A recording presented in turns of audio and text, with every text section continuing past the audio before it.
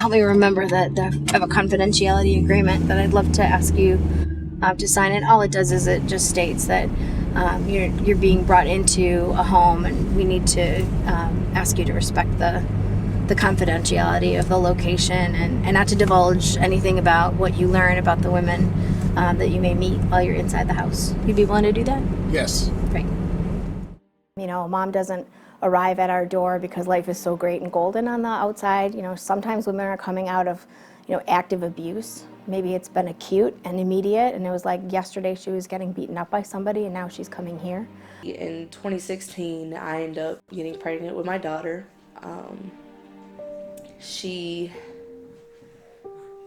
When I first found out, I just broke down. I'm like, oh my gosh, I'm like, I can't provide for this child. I can only give love. Like, I could give so much love, but love doesn't pay the bills. Love can't feed a child. Love can't clothe a child.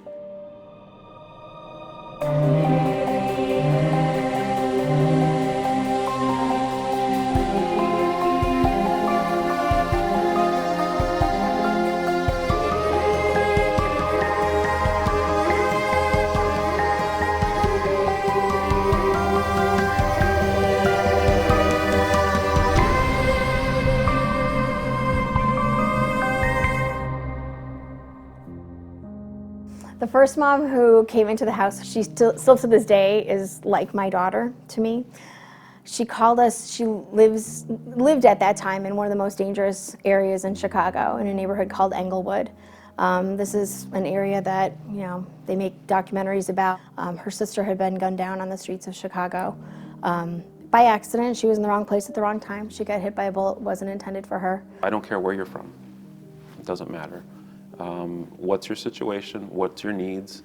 How can I help you with that? And if I can, I'll be honest. This is what we can do. This is what we can't do.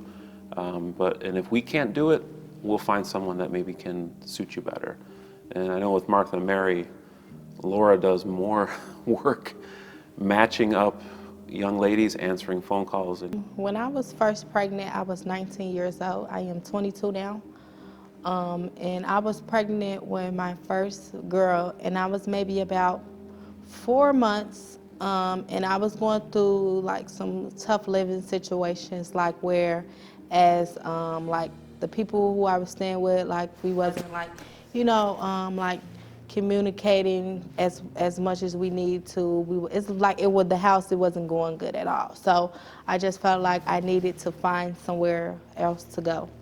Women can come in anytime during their pregnancy, and then they stay with us over the big hurdle of bearing their child. So throughout their pregnancy, during the time they have their baby, and then they come back with their baby. If they're choosing to parent, they would come home and live here with the baby for a couple months.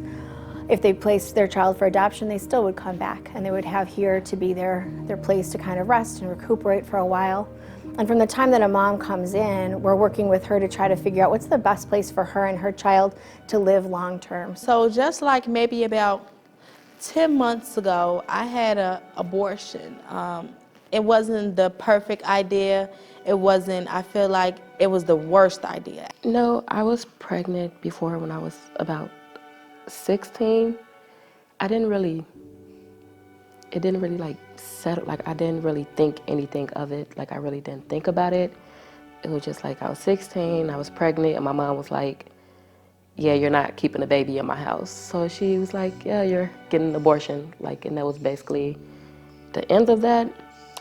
I mean, at first it didn't bother me because I guess I was still a kid, and I was like, well, I can't raise a kid anyway. So it's like, it is what it is. So I got an abortion and whatever, but it's like, it stuck with me. Like February 9th every year, like I think about it, like my baby would have been 7 years old now. Because if you're weak, like you're gonna think you can't do it. Like you have to be strong and know that your baby is gonna love you no matter what. If you don't get them the perfect clothes, or if you don't give them the perfect shoes, you just know that you have to love and care for this baby like no matter what, and you have to be there for him or her. Again, it has to be unconditional. There cannot be, well, you have to be Orthodox, or you have to be Christian, or you have to meet a certain criteria. No, not at all. You are my neighbor. Christ says, love your neighbor.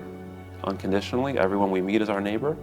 And so if let me know what you need, and we'll try and meet those needs. If we can't, we'll try and find someone who can. But there can't be conditions to that. Sometimes people think that we're secretly in it to try to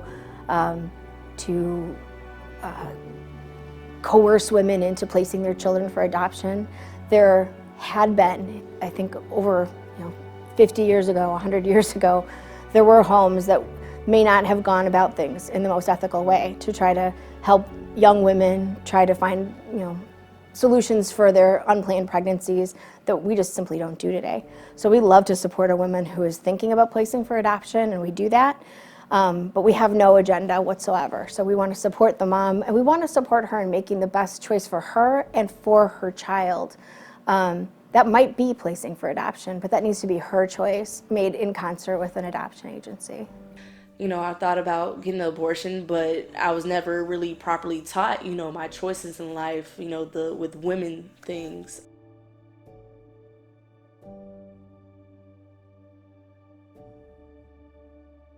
I didn't do adoption. I didn't do abortion, even though I thought about all three: keeping the baby, aborting the baby, and giving the baby up for adoption. And I chose to keep the baby. If you don't mind me asking, what do you think it would have been like if there had been no help available? I don't even think I would be alive right now. And that's, my kids would not be here. My kids, there wouldn't be no existence of us, honestly, because, the struggle, it doesn't start with it didn't start with my kids. It didn't start with me getting pregnant with my kids. It started with my parents getting pregnant with me and my brothers. One time, a baby's father was really up in arms about the fact that she had left. He had kicked her out of the house. She had gone and gotten help, and he had basically expected her to come back knocking on the door begging for his help, and she had gotten assistance on her own. She's another mom who didn't live in the house. But he was a pretty scary guy. He was somebody that we needed to set her up in the hospital under an assumed name. We needed to make sure that if anybody was sending her emails, we're sending them through a confidential channel, and make sure that he didn't have any way to work backwards from us to try to find her during that sensitive time of her life. We need to step in with that love of Christ and say to them, you have choices. It isn't just terminate the child, have the child be born. There are other choices. There's adoption, that could be a choice. There's the choice to sit down and talk with someone who's not trying to sell you into their opinion. You have options. You probably don't want to be associated with someone that's... It's hard because there's this group called Abolish Human Abortion, and they are very fire and brimstone, and they are, preaching the gospel in a kind of condemning way, really. So I don't know if it would be considered preaching the gospel then, because they're just kind of, like condemning people. And they are, for the most part, kind of angry. They use bullhorns, so they're very, very loud. And they do show the aborted babies' pictures, which we don't do.